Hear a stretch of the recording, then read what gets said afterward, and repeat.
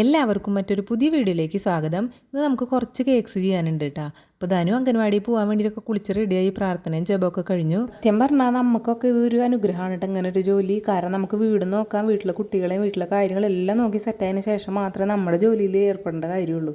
അങ്ങനെ ഇവർ രണ്ടുപേരും പോയതിന് ശേഷം ഞാൻ കേക്ക് ചെയ്യാൻ നിന്നു. ഇന്ന് ഓർഡർ ഉള്ളതൊരു ബ്ലാക്ക് ഫോറസ്റ്റ് കേക്കാണ്. ക്ലയൻറ്റ് നമുക്ക് റെഫറൻസ് പിക്കൊക്കെ തന്നിട്ടുണ്ടായിരുന്നു കേട്ടോ. അപ്പോൾ അത് വെച്ചാണ് ചെയ്യേണ്ടത്.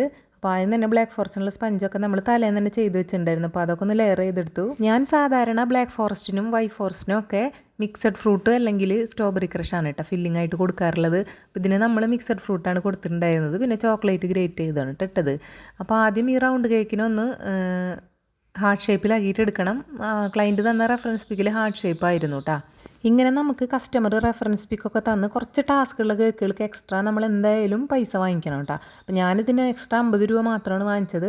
അവർ ആ തന്നിരിക്കുന്ന പിക്കിൽ പാർട്ടീഷൻ ചെയ്യേണ്ട ഡബിൾ കളറിൽ ചെയ്താൽ മതി എന്നാണ് പറഞ്ഞിട്ടുണ്ടായിരുന്നത്. അപ്പോൾ അതുകൊണ്ട് ഞാൻ വെറും 50 രൂപയാണ് കേട്ടോ എക്സ്ട്രാ വാങ്ങിച്ചിട്ടുണ്ടായിരുന്നത്.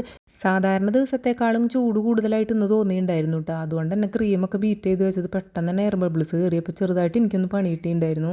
പിന്നെ ഈ കേക്കിൽ ഡബിൾ കളറാണ് വന്നിട്ടുണ്ടായിരുന്നത്. അപ്പോൾ അതുകൊണ്ട് തന്നെ ക്രീം ചെറുതായിട്ട് എയർ ബബിൾസൊക്കെ കയറിയോണ്ട് കുറച്ചൊന്ന് പാടുപെട്ടെടുത്തു കേട്ടോ ഒന്ന് ഫിനിഷ് ചെയ്തെടുക്കാൻ വേണ്ടിയിട്ട്. നമ്മുടെ ക്ലയൻറ്റ് റെഫറൻസ് പിക്കായിട്ട് തന്നത് ഇങ്ങനെ ഒരു പിക്ചറായിരുന്നു കേട്ടോ.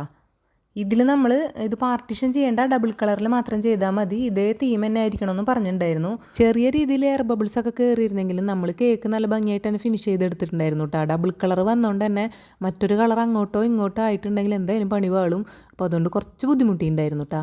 പിന്നെ വരുന്ന മെയിൻ ഒരു പരിപാടി ഇതായിരുന്നു. നമ്മുടെ കയ്യിൻ്റെ ചൂട് കൊണ്ട് തന്നെ ക്രീമൊക്കെ നന്നായിട്ട് മെൽറ്റായിട്ട് സ്റ്റാർ നോസിലിൻ്റെ ഡിസൈൻ കറക്റ്റായിട്ട് കിട്ടിയിട്ടുണ്ടായിരുന്നില്ല. അപ്പോൾ വീണ്ടും ക്രീമൊക്കെ ബീറ്റ് ചെയ്തിട്ട് വീണ്ടും കൊടുത്തു. എന്നിട്ട് ഇത് തന്നെയായിരുന്നു കേട്ടോ അവസ്ഥ.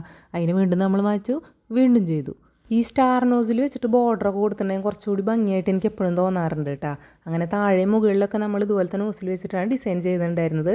അതുപോലെ കേക്കിൽ റൈറ്റിംഗ് പറഞ്ഞിരുന്നത് ബൈ 24 പിന്നെ ഹെലോ 25 എന്നായിരുന്നു. അതുപോലെ ഹാപ്പി ബർത്ത്ഡേ ടു മീന്നും ആഡ് ചെയ്യാൻ പറഞ്ഞിട്ടുണ്ടായിരുന്നു കേട്ടോ.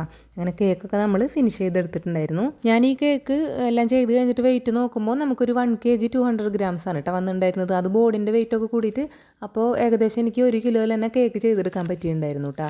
അപ്പോൾ ഇതായിരുന്നു നമ്മുടെ കേക്കിൻ്റെ ഫൈനൽ ലുക്ക്. അപ്പോൾ ഇന്നത്തെ വീഡിയോ ഇത്രയേ ഉള്ളൂ കേട്ടോ. ഇഷ്ടപ്പെട്ടിട്ടുണ്ടെങ്കിൽ നമ്മുടെ പേജൊക്കെ ഒന്ന് ഫോളോ ചെയ്ത് സപ്പോർട്ട് ചെയ്യുക. അതുപോലെ തന്നെ യൂട്യൂബ് ചാനലായ ധ്യാൻ കേക്ക്സും ഒന്ന് സപ്പോർട്ട് ചെയ്യണം കേട്ടോ. താങ്ക്